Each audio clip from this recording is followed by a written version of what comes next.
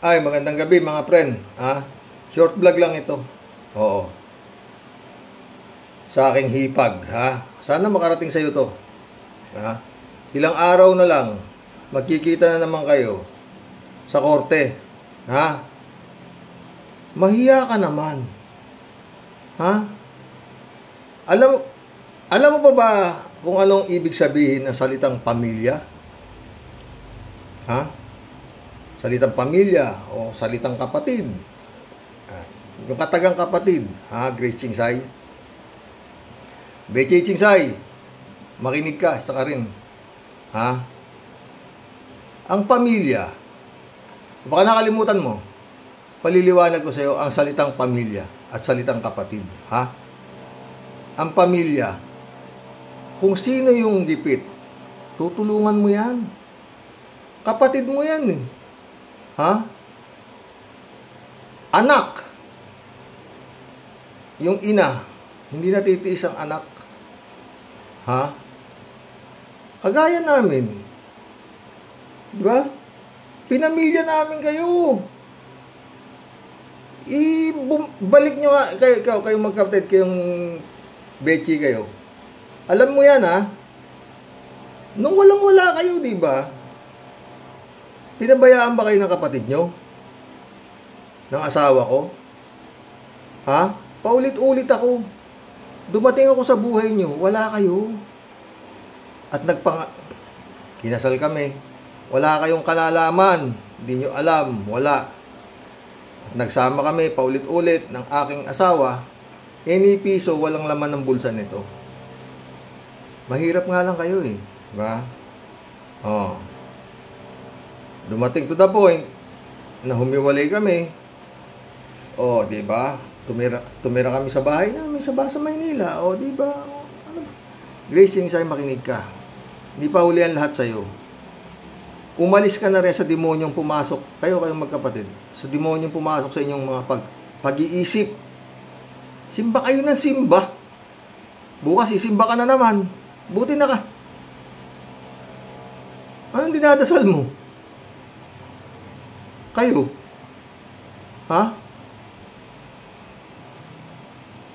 Ang magkapatid nagtutulungan. Yung Epe, punta naman dito. Yung kapatid mo, si Epe. Takot pa rin sa'yo eh. Oo, sabi ko, sumama ka na sa amin para hindi ka maging kawawa. Sabi ko, oo lang naman ang oo, pero pagdating na wala na naman siya. Sabi ko, ewan ko, bahala siya. Takot sa'yo eh. Parang takot. Ayaw niyo raw papasukin niya sa compound. Nagsusumbong dito,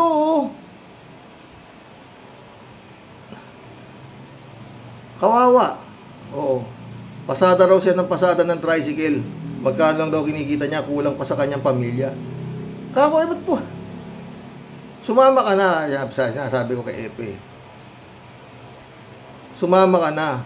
Kako dito sa atin mo, parehas kayong winawalang yan yung kapatid ninyo. Oo. Anak kayo eh. Milyon ang mamanahin ninyo, kako na nga sa kanila eh.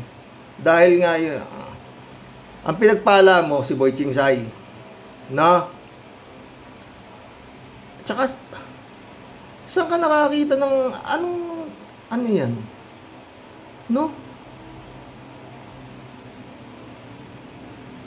Sabi ko nga kay Epe, yung mga asawa ng anak ni Boy Chingsay, bakit nakakapasok nando sa compound niya, tapos ikaw kapatid, ayaw ka papasukin? Sabi ko nga, anong klaseng pagkatao meron ka, Grace Chingsay, sa totoo lang? Anong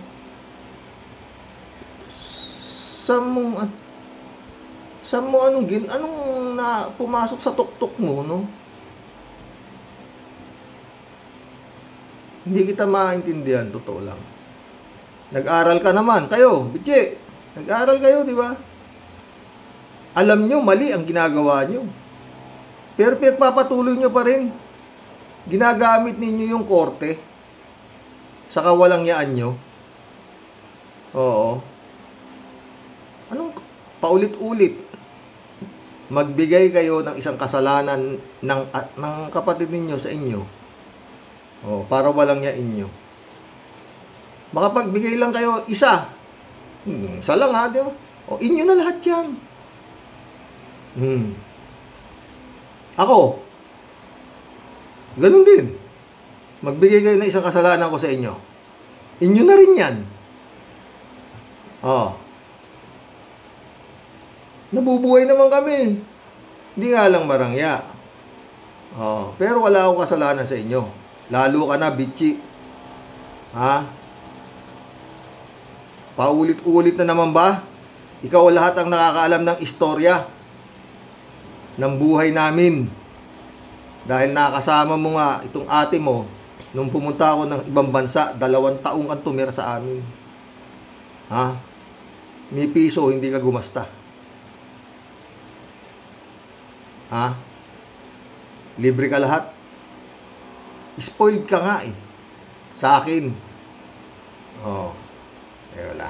Kapatid mo, wala ng pera yan. Lahat lang ng kinikita ko, pinadadala ko sa kanya. Diba? Na yun nga, come to the point, na itong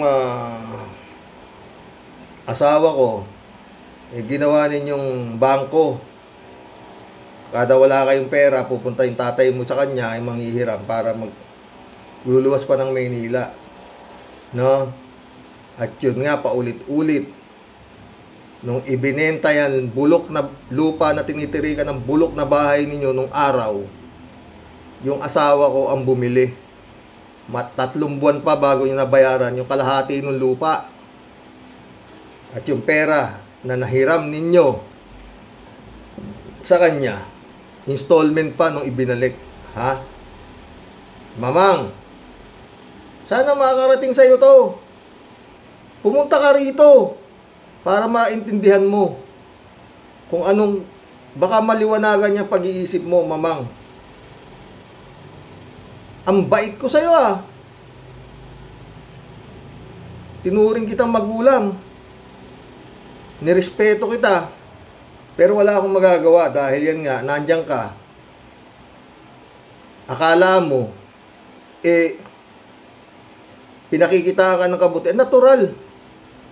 Pirma ka ng pirme.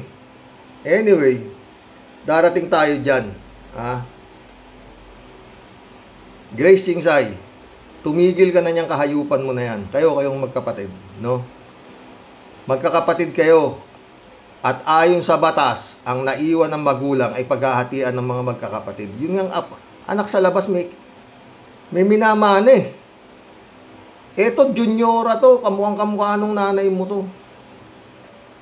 Para silang pinagbiyak na guyabano. Yung kapatid ninyo, masaya lang dahil napasasaya ko. Oy, Grace Chingsay, malapit na yung birthday niya. June 3, anibersaryo namin. 46 years na kami, Grace Chingsay. Ang lapit-lapit ng bahay nito. 30 hakbang lang nandun na sa inyo. Kung ako, walang yan tao, umuwi na yan, hindi naman yan tanga Hindi kami tatagal ng 46 years. Di ba, Bichi? Ikaw, Bichi, balita ko, hindi na yata kayo nag-uusap ng asawa mo Balita ko lang sa reliable source.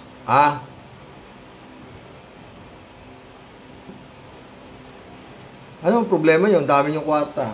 Makwarta yung asawa mo di ba?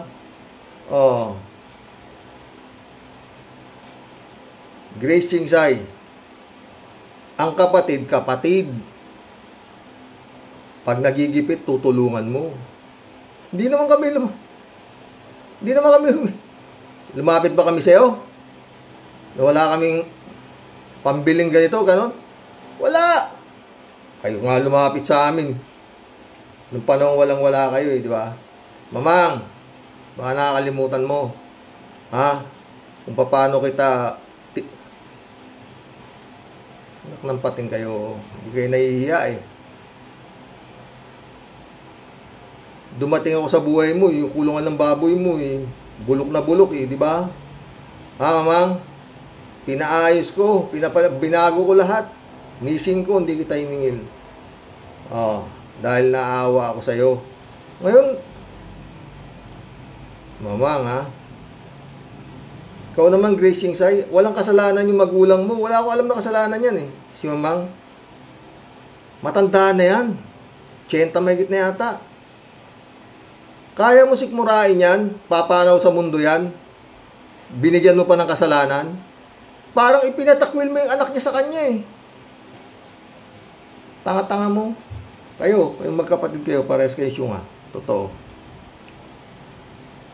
Maliwanag sa dokumento na may property yung magulang mo na dapat pagparti-partihan ninyong magkakapatid. Anong ginawa mo? Gumawa ka ng dokumento, deed of donation, dinonate sa'yo lahat yung ari-arian ng magulang mo. Milyon-milyon. Syunga ka talaga eh. Totoo.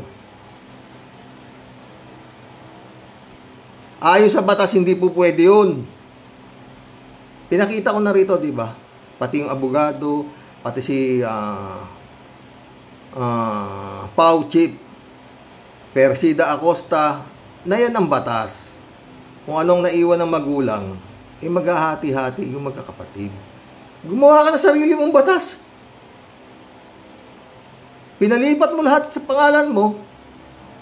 Pero yung dokumento, masyadong peke-pe. Mga pirma na ginamit ninyo. Oo, mahaba to. Pero umayos ka, Grace Chingsay.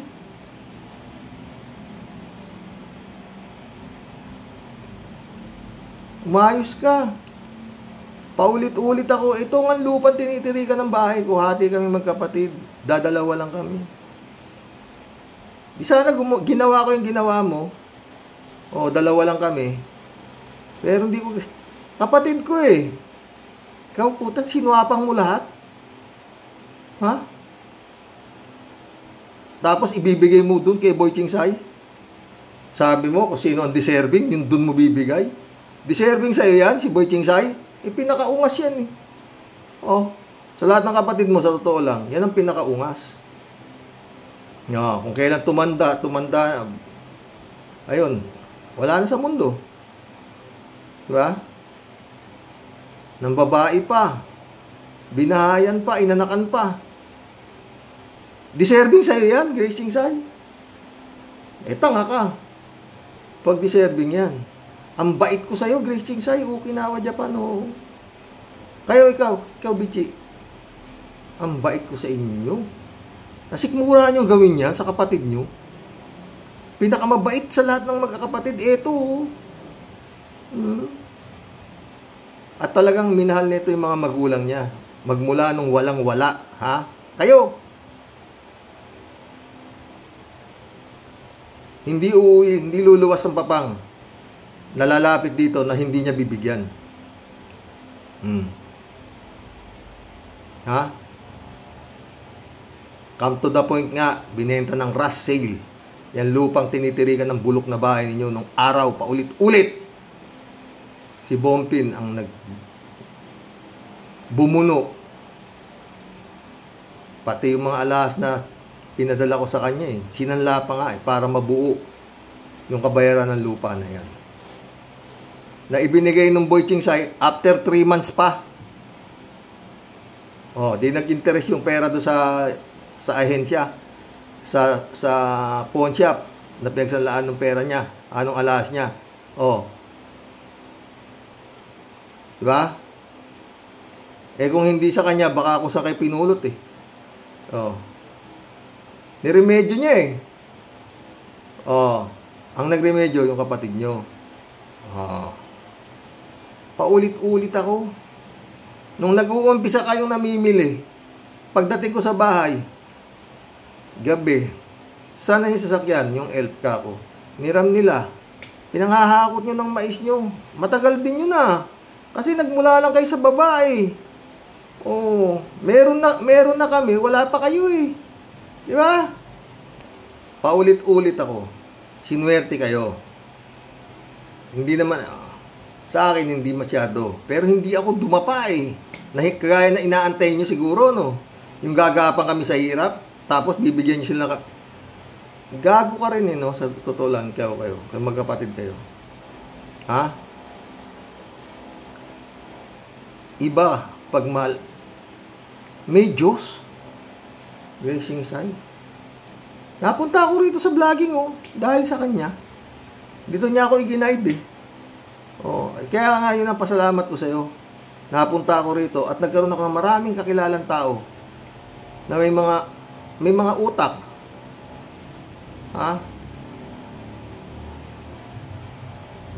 Nagkasakit ang kapatid mo, COVID.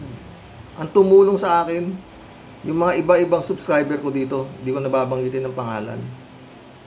Malaki rin yung halagang naipadala.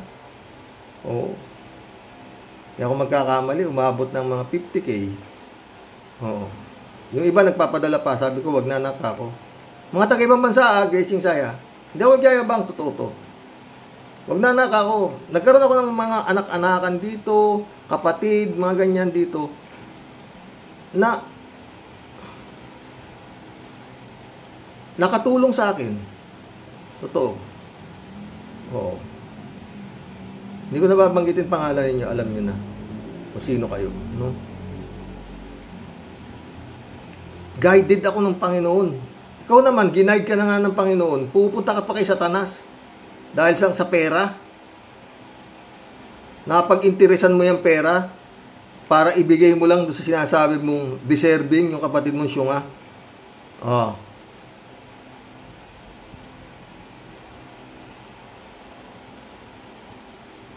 46 years na kami. Itong darating na June 3, Gracing Sai. Na magkatabi never kaming naghiwalay. Sa buong 46 years. Samantala yung isa. Itong bichi na to, balita ko hindi kayo magkasundo ng asawa mo eh. Maraming nagsasabi sa akin na malalapit sa inyo. Taon. Nagugulat nga ako eh. Ang pag-aawayan nyo, parehas naman kayo nakapag-aral. Bakit? Pride. Yan lang yun. Kami hindi. Mag-aaway kami, minsan-minsan lang. Bihira. Bihira. Sa totoo lang. Pero Gracing Sai, pinapaulit-ulit ko sa'yo. Depress siya. May gabi na, bakit? Wala. Ganun lang. Pag ganun na ang galaw ni mama, inintay ko siya matulog. Hanggang hindi siya tulog, hindi ako natutulog. Binabantayan ko ang galaw niya. Baka kung ano maisip. Pero parating sinasabi sa kanya, huwag mo gagawin yan. Mas maraming may problema sa'yo. Tako sa kanya. Hindi, sabi niya. Ganun lang yun. Gracing Sai, ito. Kung sa'yo kaya ginawa yan, gusto mo? Kapatid. Meron nga dyan, putik yan. Kapatid niya nakakulong Yung kapatid pa ang nagdadala ng pagkain doon, tinutulungan ng kapatid, yung pamilyang naiwan ng kapatid niyang nakakulong. Hindi pinababayaan. Kriminal na yung kapatid, Eto, kabait na. Sobrang bait nga to. Pwede patayuan ng totoo lang. Parang yung nanay niya din. Ang bait, matiisin, mabait. Pero yung tiniis ng, ayoko na magmitin. Yung tiniis na kahirapan nung nanay nito, hindi inabot nito sa piling ko. Paulit-ulit na naman. Magbigay kayo, buo kayo lahat, ng ginhawa sa buhay na naipalasap ninyo dito kay Bompin, dito sa asawa ko. Isa lang. Ginhawa,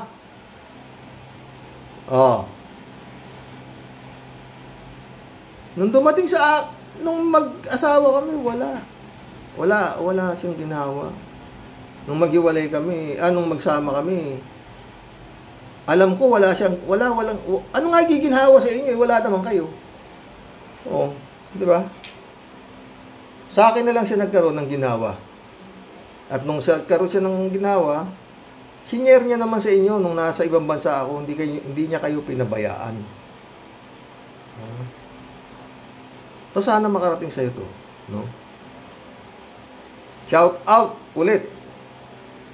Robert and Lily Dumalyang, happy 50th anniversary, ha?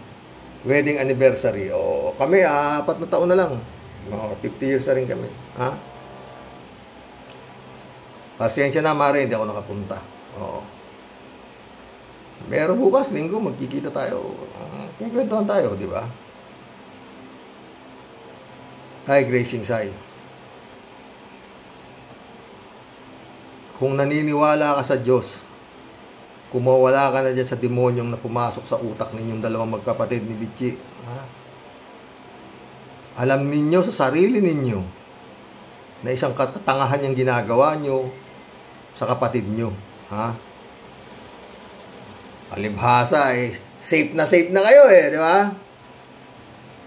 Mayayaman na kayong dalawa, di ba? Tsaka wag nyo akong inaano. Ha? Wag nyo subaybayan ng buhay ko. Mahihilo kayo. Tsaka alisin niyo sa tuktok nyo na masama akong ama. No? Dahil lahat ng mga anak ko, walang nagutom.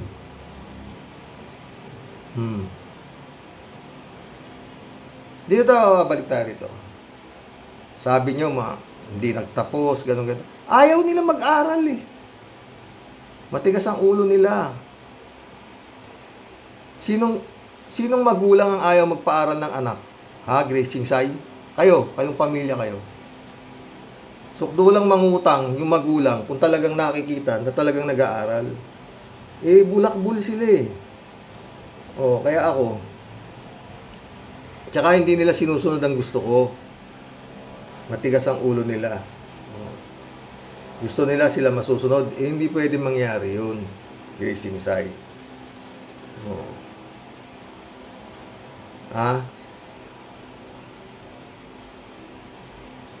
Ano yung utak mo? Ikaw, yung pamilya, nandahil sa katangahan mo, kayong dalawang magkapatid, nawatak eh. Nawatak. Darating ang time, ito na naman tayo, papanaw ang isa. Sana, mahaba pa buhay ni Mamang. Darating ang time ganun. Kaya mo ba yun? Maghaharap kayo magkakapatid. Nangyari na, di ba? Nung namatay ang pinasabi mong deserving na kapatid mo. Sabi ko kay mama, ako hindi ako pumunta eh. Visit ako eh. Ma, pupunta ka pa ba dyan? Kako sa kanya. Saan ka pupunta ka ako? Doon. Kay Puyang, sabi niya. Malabo mata. Kaya pinasama ko na sa anak ko kasi nga pirado eh. Sa diabetic niya eh. Tapos pagdating doon sa patay, ayun. Nung bumalik dito, sabi ng anak ko, wala mang pumansin kay mama. Si Mamang lang, tsaka yung asawa nitong namatay. Sabi. Kayong magkakapatid, ayaw nyo siyang lapitan. Mga siraulo ninyo, mga bobo kayo, mga hayop kayo, sa totoo lang. Ha? Sabi ko kay mama, sabi ko siya, huwag ka nang pumunta eh. Kapatid ko yun pa eh, sabi niya. Kuya ko yun. Ang bait nitong asawa ko. Tarantado ko talagang hayop kayo, sa totoo lang. Ha? Sayang to, babae na to. Ha? Oy, Gracing Sai, bukas magsisimba ka na naman. Kausapin mo yung pare. Tanungin mo kung tama yung ginagawa mong kahayupan sa kapatid mo. Ha? Magandang gabi, Gracing Sai. Bechi, kumisa kayong magkapatid, haharap kayo sa salamin. Kausapin yung sarili ninyo. Baka sakaling tablang kayo. Kakapal na mga mukha nyo, sa totoo lang. Ulit na naman. May nakalimutan ako. Pag si Epe may nangyari, Gracing Sai, kasalanan mo. Papasa-pasada yung kapatid mo. Wala parang anong utak eh. Iniisip niya rin. Hirap daw ang buhay nila. Magkano lang kinikita niya sa pasada. Yung anak niya, parang ganun. Mano man lang, binigyan mo ng trabaho dyan sa bodega. Ginawa mong classifier ng mais o palay, tinuruan mo. Wala eh. Wala. Ganun na nga siya. Lalo nyo pang ginaganon. Napakawalang ya mo talaga. Sa totoo lang, Grace Chingsay. God bless pa rin. Grace Chingsay, Bechi Chingsay.